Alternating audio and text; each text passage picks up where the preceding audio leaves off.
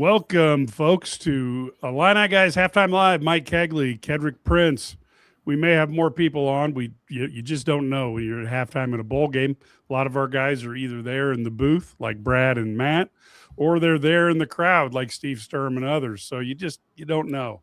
But I will tell you, Ked, if there was a drinking game today, and you had to take a drink every time they mentioned that Tennessee had somebody opting out of the bowl for whatever reason, or somebody wasn't there, you would be one drunk Kedrick Prince. I will tell you that, because every time something happened, we got to hear about so-and-so isn't in the game right now. And I'm like, oh, come on, guys. I mean, obviously ESPN does not want their SEC teams to look bad. Mike, they don't. And this is what's bad about first of all, it's a good thing that the Big Ten has the TV rights, the deals that they have. I love it. I think it's great. I'm here for all of it. But when they play on ESPN, even in basketball, when Illinois played Tennessee the other day in basketball, it doesn't matter. You're going to get that. For example, the play out of bounds, I don't know who the receiver was. Maybe it was Colin Dixon.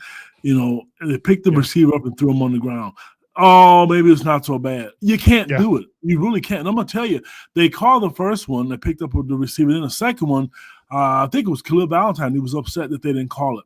You're not going to – and then they want to question these things. I totally understand. I get it. But I really wish if they're going to put these games on these networks, you got to put some on FS1 or either – I know they're hired by ESPN, but gee, many Christmas, it was never so bad before like it is now. It's blatantly obvious, that you have to listen to this because I get it. They want to root for the SEC teams. I understand it. But, man, it's a bad look on their part.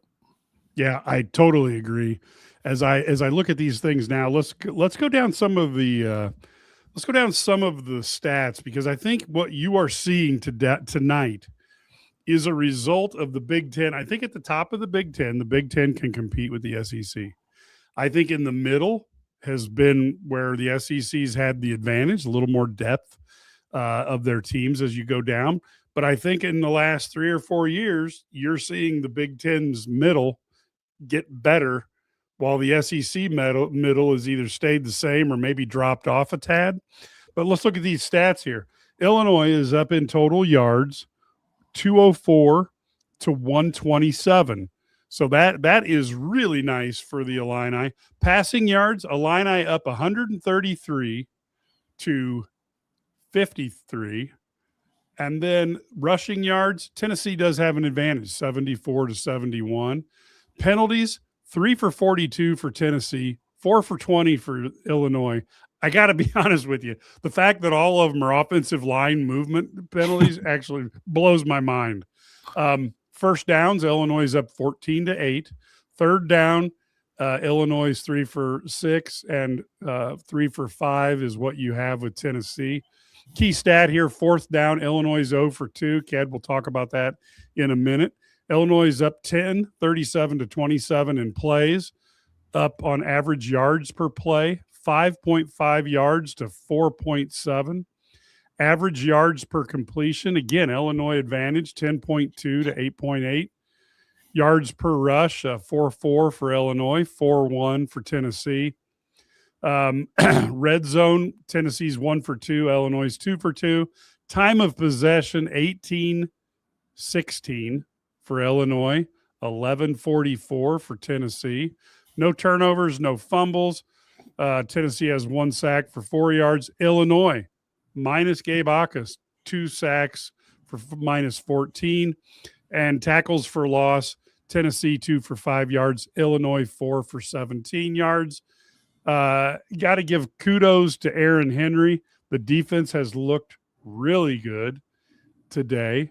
And I guess I should say, because we've been going for 4 minutes, the SEC has players who aren't playing. No other conference has that problem, but the SEC does. So I will tell you that it is crazy a little bit how this is going. Ked, your thoughts on this first half and what we saw with Illinois up in the most important statistic, 10-7, but not up enough to feel real good.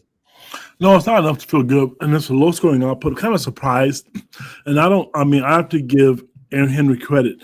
I mean, everybody, not everybody, a lot of people have been so critical of him. This is a high-powered scoring offense from Tennessee, and to only allow them 7 points, and like you mentioned, Mike, we're gonna be reminded, probably another 119 times in the third quarter alone about Tennessee missing players. But in the grand scheme of things, if you look at the big picture, let's look at where Illinois is. They're 8-4, and 5 years ago, do you really think Illinois would have been in a ball game with Tennessee? The score would probably be 47 or 43, if anything. This tells you where the program is and where they're going and what they're trying to build. And Mike, you hit it on the head too. The Big Ten is closing the gap. I mean, I've told a lot of my friends, and I think it always goes in cycles. Earlier before the year 2000, the Big Ten in basketball was really dominant in basketball. And then the SEC has been really dominant in football. Well, the last champions, Ohio State and Michigan, I believe. So it goes in cycles, and you can see that changing right now in football. You really and truly can, and you can see it in basketball. The Big Ten has really dominant teams in basketball. I just know ESPN doesn't like it. I know it's a culture shock to them. The NIL money, the market money that the Midwest has, as far as what's available to them, has been tremendous. Yeah, and before we get the word from Matt Stevens here, one of the things is this Tennessee offense, don't underestimate them. Illinois is doing a great job. That doesn't mean that the rubber band ain't going to break, because this is a team that basically their lowest scoring output this year was 20 points, held to that by Alabama, and 24 points by Vanderbilt. And then the rest of the way, this team was generally in the 30s and 40s.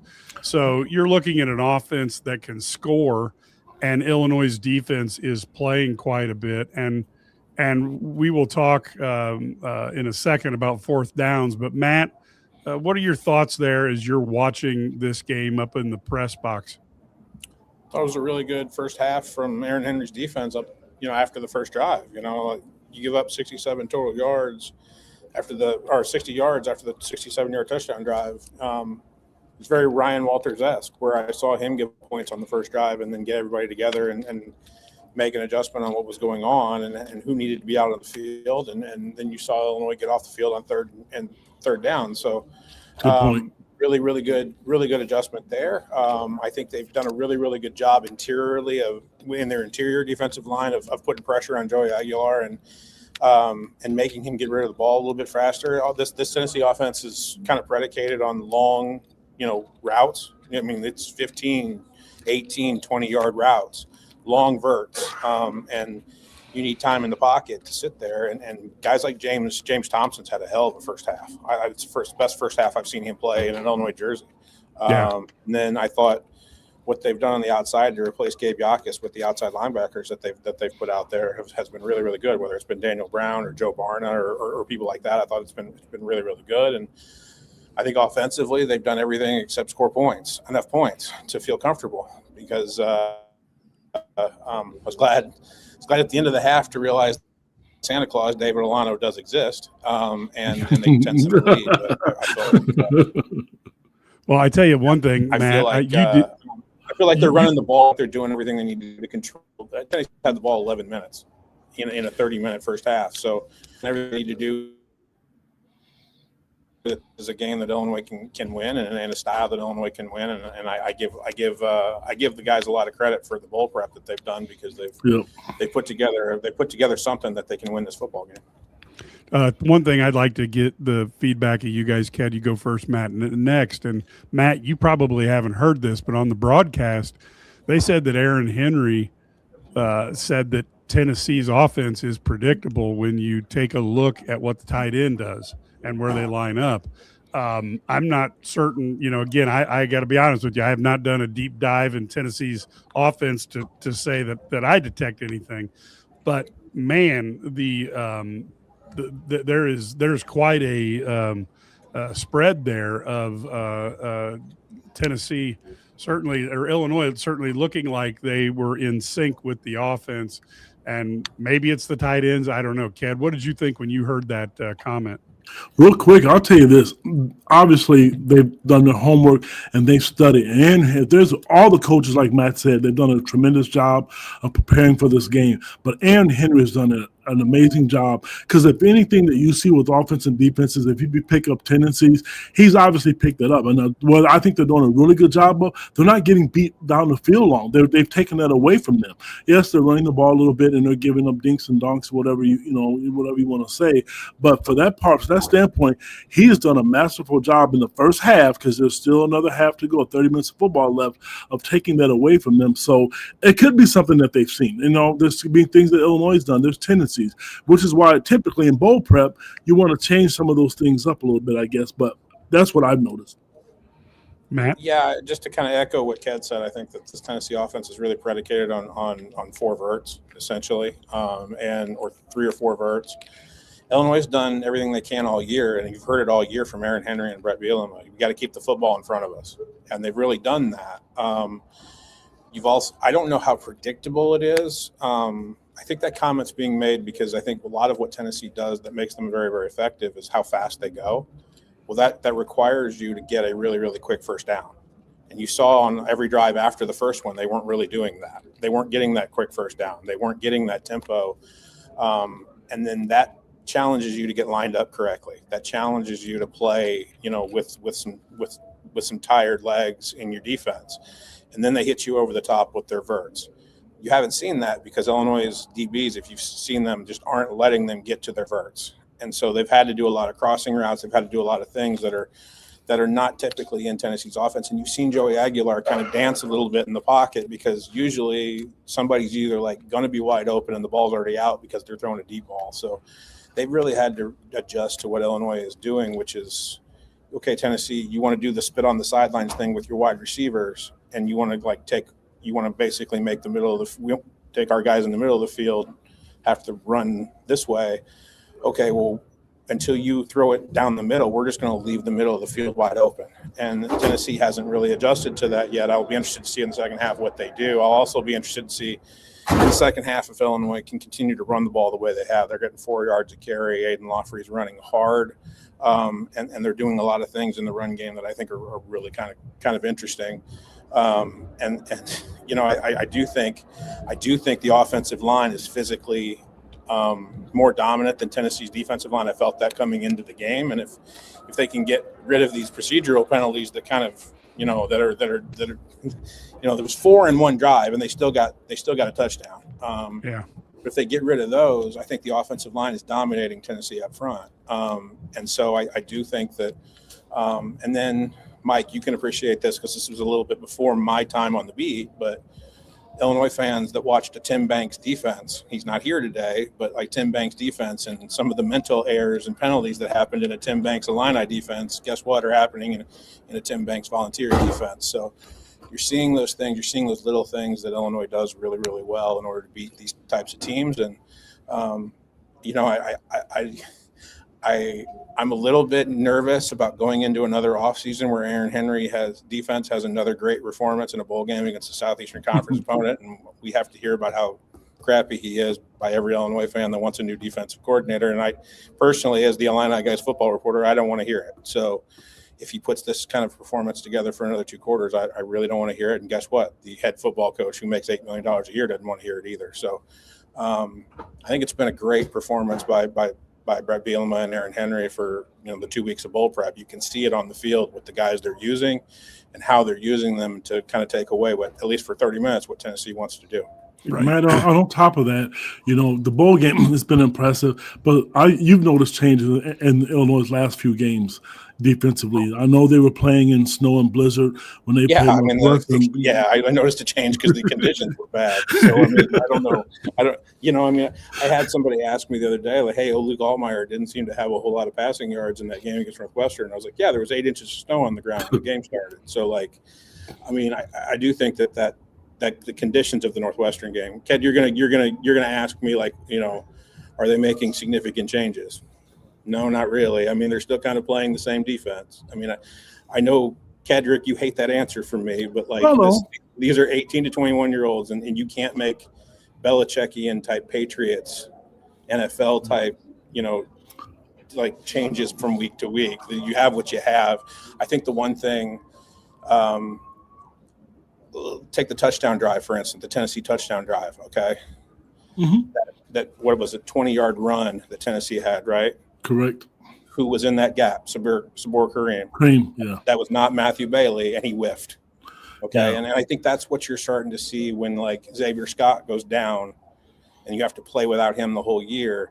Okay, we have to put somebody in Xavier's spot, and that's not going to be as good, and we can't change our scheme. So this is what we have. Like, and so, you know, I do think that like Sabor and Matt Krasevich have played really, really well after the first drive, but you're seeing what the coaches are talking about, where we can't really make on the fly wholesale adjustments to what we do. We just have to get our guys developed as much as we can to have them play. And I think you're seeing guys like, Juice Clark come back and do a lot of one-on-one coverage on the outside, but you're still seeing Illinois play a lot of zone today because they do not want to give up the 40 and 50 yard stuff over the top, and they don't like that. So, I notice I'll get out on this as somebody said, we've left 6 points on the board. Well, Tennessee's left 3 points on the board, and they tried a field goal. I know David's pretty automatic, but I do think the shovel pass to me that's bowl games. That is, we ran that play for 2 weeks. We repped that play for 2 weeks, and by God, we're going to call it. We're going to call it something. You know what, Matt, when I look at that one, I'm going to tip my cap off to the Tennessee player who clearly read for whatever he got out of scouting report. He got that because he was holding two guys back, kind of looking with the other hand to grab the ball. You know, if I'm a kid, I'm putting that on my highlight film and saying, look, that's just the type of intellectual player that I am. But Ked, you had some thoughts on going forward on fourth down, so I thought we would kind of talk about that because Illinois is 0 for 2 on fourth down. Tennessee is 0 for 0 on fourth down. Do you guys remember the game? Matt, maybe it was Purdue or Wisconsin, and Brett Bielema's first year or two. The fans were irate because he wouldn't go for it on fourth down, and now he's going for it on fourth downs. I'm okay with doing it. I know a lot of people wouldn't have done it. It was just the play calling for me at the time, and if it would have worked, it looks great. And it's easy to say that after the fact. The shovel pass, I don't think it would have went anywhere anyway. I think it was to Caden Fagan. I think he was in the game at the time. It was to him. And the Hank Beatty pass, I mean, there was, the Red Sea was open. But those play calls right now in the first half, to me, it made them look desperate. I was okay with that because it's the first half. And there's not like the score is 21-0 or 21-3. I just didn't like it at that time personally. I liked the one in the first quarter because it was going, toward the Illinois, toward where the Illinois fans are. I liked the one in the first quarter because of the direction they were going in. And David was better kicking the other way. The one where they ran the shovel pass, I saw David miss a 60-yard, literally a 60-yard, a 60-yard field goal attempt, kicked that way, and he missed it short by like 1.5 yards, 2 yards. Okay, so he's been doing really well at kicking it that way when they ran the shovel pass. I didn't like that one. I liked the one in the first quarter because it's 4th and 8 on the 33. It's a 50-yarder going the direction that David didn't really have a good job in pregame kicking in. So I think they took a chance. I didn't like – and then I think the shovel pass one is just stubborn. Okay, we've got this on the card, and by God, we're going to run it. And so, I didn't love that one. But from a possession standpoint, if you're up 13-7, and I mean, I know it's points, but if you're up 13-7 compared to 10-7, it's still a one possession game. So I don't hate the idea, but I did question if something was wrong with David, and I turned to somebody at the end of the half and I said, hey, if they don't kick it here, we know something's wrong. Well, Santa Claus came, and he does exist, and David did kick the field goal, so we know we're good there, and so that's comforting. But I do think as we go back, and I got to get back, but as we get back to the second half, I do think that Illinois is going to wonder if those points are going to be critical later on in the second half. I don't know, but I do think they're moving the ball well enough to make it so that they could take those chances early on in the second half. And those chances do color how a defensive coordinator calls the rest of the game. And Matt is now not with us. I know that it was a tough signal there. Yes, Uncle Phil Cows. Matt does believe in Santa. We've all made a pact that we don't talk about Santa not being real around Matt, so that we don't cause any problems. That's a big part of the Illini guys, and then we will blank this part of the tape when we send it to him so that he doesn't hear it. So yeah, that was it. Now I will say one thing. The Big Ten is getting better. When you take a look at the coaches, aside from Pat Fitzgerald's issues, you would be looking at probably a guy who has won some Big Ten titles. He's coming into the league. Matt Campbell's the guy that Penn State should have picked first. Kyle Whittingham is a football coaching beast. And even Chesney out west is a guy that has had a marvelous record. He's coming up to a new level. We'll see how good he is. But you saw today who Northwestern hired as their offensive coordinator, didn't you, Ked? No, I didn't see that, Mike. And I'll tell you this real quick. The game's about to start. It's actually started. Yep. Well, we will be back. We will discuss that at the end of the game, but we will be back. Chip is in the Big Ten. So after all those years being at Oregon and then moving around a little, he's back in the Big Ten and being the offensive coordinator for the Wildcats. So we will get back and see you at the end of the game. Go Illini.